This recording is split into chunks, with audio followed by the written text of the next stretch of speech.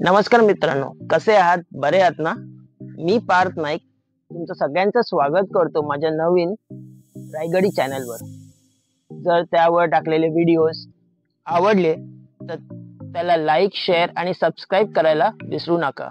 आणि त्या बाजूला असणाऱ्या बेल आयकॉनवरती नक्की क्लिक करा. म्हणजे अपलोड केलेले पहिले व्हिडिओज तुम्हाला नक्कीच दिसतील.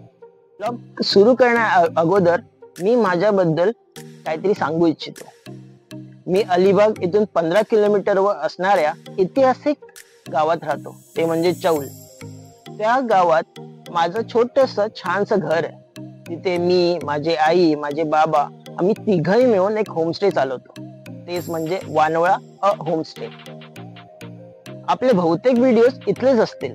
तर चला मग मित्रांनो, चालू करूया आपल्या व्लॉगला. नमस्कार मित्रांनो, आपण आज आपल्या आई बाबाकडून जाणून घेणार आहोत वानोळा होमस्टे, त्याच्या मागचं भावना, वानोळा ह्या नावामागचा अर्थ, आणि हे आपल्याला सांगणार आहेत माझे आई बाबा. तर ही माझी आई श्रद्धा नाईक आणि हे माझे बाबा प्रदीप नाईक. नमस्कार. तर चला आपण आपल्या आई बाबांकडून जाणून घेऊया वानोळा आणि त्याच्या मागचं भावना. हा एवढा मोठा प्रोजेक्ट त्यांनी इथपर्यंत जो आणला, तो प्रोजेक्ट तो कसा काय ते जाणून घेऊया. मी 2 शब्द सांगू? हो नक्की. मनातील विरंगुळा वानोळा. होमस्टे वानोळा. शांत निवांत वानोळा. मनातील हिंदोळा वानोळा. मला असं सहज वाटलं बोलावं म्हणून, कारण हा जो वानोळ्याचा परिसर पाहिलात तर हे चौल ऐतिहासिक गाव अलिबाग पासून 15 किलोमीटरवर आहे. सरकारने सुद्धा इथे ग्रीन झोन म्हणून जाहीर केलेलं आहे. आणि इथे नारळ, सुपारी, जायफळ आणि आंब्याच्या बागांनी हा परिसर एवढा छान, रम्य आणि शांत आहे की 2 दिवस सहज शहरात तिथे विश्रांती घेतली तर तुम्ही नक्कीच फ्रेश होऊन जाल. तुम्हाला एक 100% ऑक्सिजनने भरून जाल तुम्ही शहरात. वानोळा पर्यंतचा प्रवास किंवा हा जो प्रोजेक्ट, प्रवास तसा कठीणच आहे, कारण तसा काय अपघातानेच आम्ही इथे राहायचं ठरवलं. मी नाहीच ठरवलं, तुम्हीच सगळ्यांनी ठरवलं. कारण एक असा दिवस आला आयुष्यात की कोरोनाचा काळ सुरू झाला 2020 साली. लॉकडाऊन जाहीर झाला. लॉकडाऊन जाहीर झाला म्हणून आपण मुंबईवरनं इथे आलो. इथे आल्यावर 15 दिवस क्वारंटाईन संपता 30 मे दिवस आला आणि मग ठरवला की आता थोडस बाहेर एक फेरी मारून येऊया, फिरूया, थोडस 2 दिवस बाहेर जाता येईल. कारण थोडासा 2 दिवस जेव्हा मधल्या काळात लॉकडाऊन शिथिल असतं तेव्हा बाजारात जाऊन काही खरेदी करता येईल असा विचार असतानाच 3 जूनचा दिवस आला.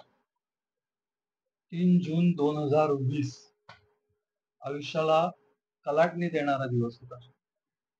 कारण त्या दिवशी निसर्ग वादळ जाहीर झालेलं.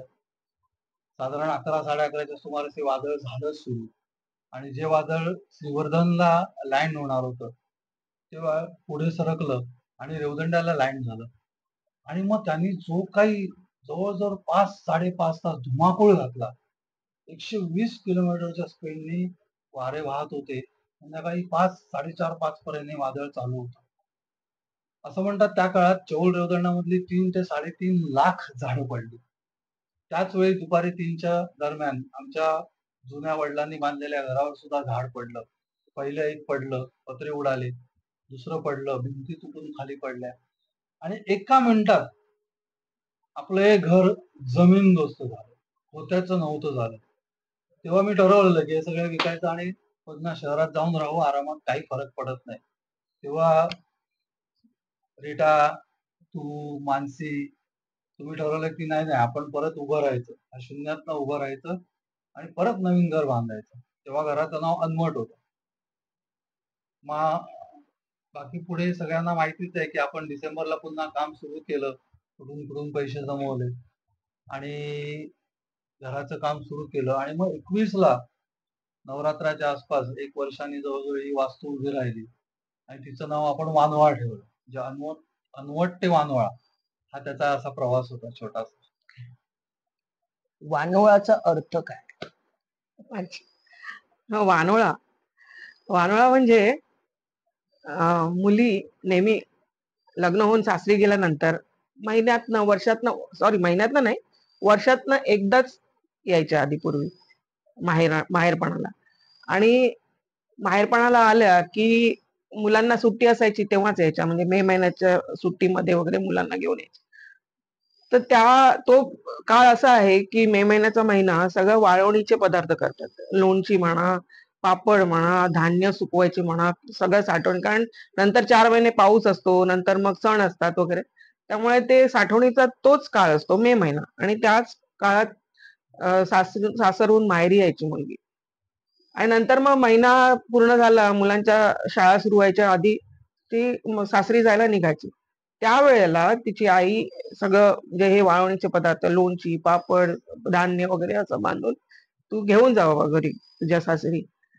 तर घेऊन जा, या वस्तू असायच्या. पण त्या वस्तूच्या मागे तिची जी माया असायची, तिची जी प्रेम भावना असायची, ते ती मुलीबरोबर वर्षभर तिच्या बरोबर राहावे या उद्देशाने ती पाठवायची. तर आम्ही वानोळा का लावलं, आम्ही ते नाव दिलं. आम्ही दोघेही खूप सांस्कृतिक आणि सामाजिक कार्य करायचो. इतकी वर्ष आमची त्याच्यात गेले. मी रेल्वेत होती, हे युवक बिरादरीमध्ये खूप त्यांनी सामाजिक कार्य केलेलं आहे आणि खूप लोकांच्या सान्निध्यात राहिलेले आहेत. म्हणजे भारताच्या कानाकोपऱ्यामधली लोक आम्हाला ओळखतात किंवा तेथे कार्य केलेलं आहे त्यांनी. आणि ते सगळं सोडून आता आम्ही इथे आलो. आता इथे आल्यानंतर आम्ही ह्या 4 भिंतीमध्येच फक्त राहायचं का? नाही. मग ते आम्ही माणसांशी जोडणार कसे? तर वानोळा आम्हाला एक कडी होती आमची, की लोकांना जोडण्याची. आधी आम्ही होमस्टे वगैरे चालवायचा आमचा काही विचार नव्हता. पण आम्ही असं ठरवलं की होमस्टेच्या निमित्ताने इथे माणसं येतील, त्यांच्या ओळखी होतील आणि आम्ही जे आधी इतकी वर्ष आम्ही जे कार्य केलेलं आहे ते आमचं परत जरी काही सामाजिक कार्य करताना आलं तरी लोकांच्या ओळखी हे वाढून ते आम्ही जोपासू शकू म्हणून. आणि मग त्या ह्यानी आम्ही हे वानोळा नाव दिलं. आणि आमची भावना हीच आहे की लोकांनी इथे यावं आणि आमची माया, प्रेम वगैरे घेऊन जावं आणि पुन्हा पुन्हा यावं, हीच आमची इच्छा आहे. आपले जे होमस्टेला रूम्स आहेत, आमच्या असं काय इथे वेगळं आहे का आपलं? आमच्या बेसिक 4 रूम्स आहेत.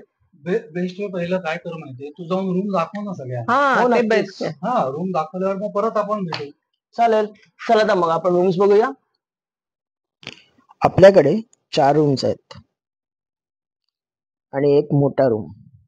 त्यातले हे 2 पहिले रूम्स. त्या पहिल्या रूमचं नाव आहे अम्मा. आणि या रूम मध्ये आपल्याला एक क्वीन साइज बेड आणि एक सिंगल बेड बघायला मिळेल. म्हणजेच या रूम मध्ये 3 जण ऐसपैस झोपू शकतात. या रूम मध्ये तुम्हाला चॉईस सुद्धा मिळेल, एसी पण आणि नॉन एसी पण. ह्यालाच लागून असं आपलं छोटस बाथरूम आहे.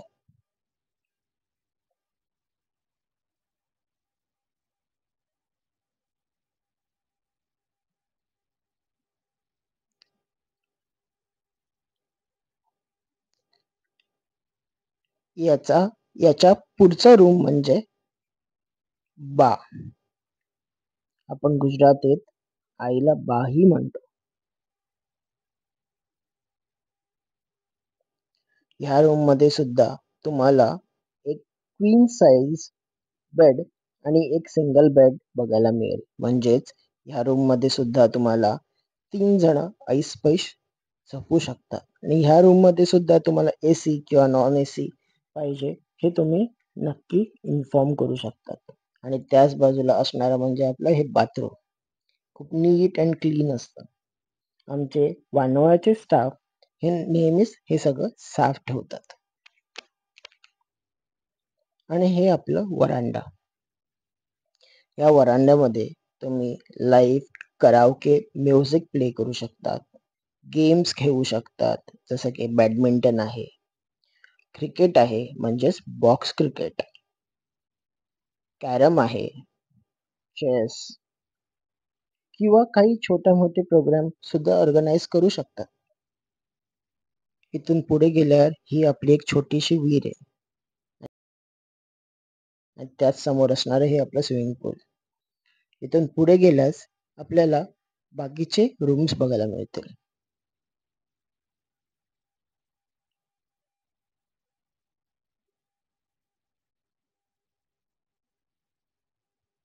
हे आपले खालचे 2 रूम्स.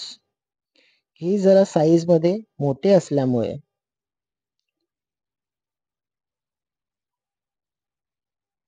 आपल्याला ह्या रूम मध्ये 2 क्वीन साईज बेड बघायला मिळतील. ह्या रूम मध्ये 4 जण ऐसपैस झोपू शकतात. ह्या रूम मध्ये पण तुम्हाला एसी किंवा नॉन एसी पाहिजे हे तुम्ही सांगू शकता. आणि त्याच बाजूला असणारं म्हणजे हे आपलं बाथरूम. हे सुद्धा नीट अँड क्लीन असतं. इथून आपण हे मगाशी जसे बाबा बोलले की बाबांना झाडं लावायची हौस आहे. आपल्याकडे आलेले जे पाहुणे असतात त्यांच्याकडून सुद्धा आम्ही वृक्षारोपण करून घेतो. ही माझी छोटीशी टेम्पो, त्याबद्दल तुम्हाला नक्कीच नंतर सांगेन. ही काही झाडं आहेत जी आई, बाबा, बहीण, मी, माझे भाऊजी आम्ही सगळ्यांनी मिळून लावलेले आहेत. आता इथून पुढे गेलात तुम्ही की तुम्हाला एक वरती जायला एंट्रन्स आहे, जे म्हणजे आपल्या डॉर्मेटरी कडे जाते. खूप मोठी असल्यामुळे डॉर्मेटरी तिथे आपल्याला 2 एसी, 2 पंखे बघायला मिळतील.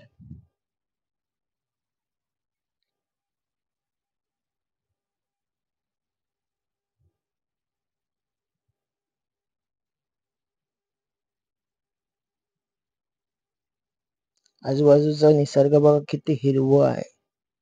शांतता असते इथे कायम.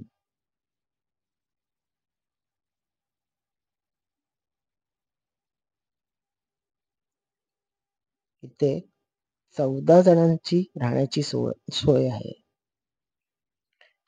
बंक बेड्स असल्यामुळे एका बेडवरती 4 जण, म्हणजे वरती 2 आणि खाली 2.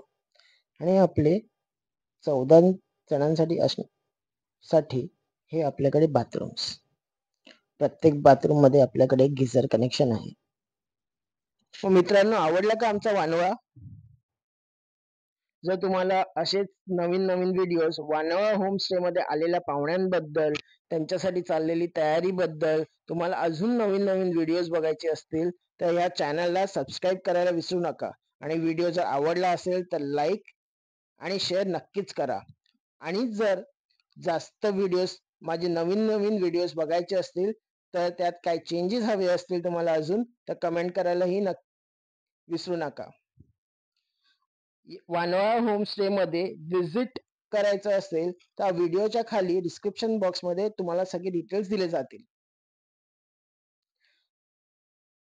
फोन नंबर, रेट्स वगैरे सगळे दिले जातील आणि इन्स्टा आयडी दिला जाईल. त्यात तुम्ही माहिती घेऊन त्या फोन नंबरवर फोन करून प्री बुक करून या वानवा होमस्टे आणि त्याचा आजूबाजूला असणारा निसर्ग अनुभवायला येऊ शकता. चला तर मग, पार्थ माईक सायनिंग ऑफ.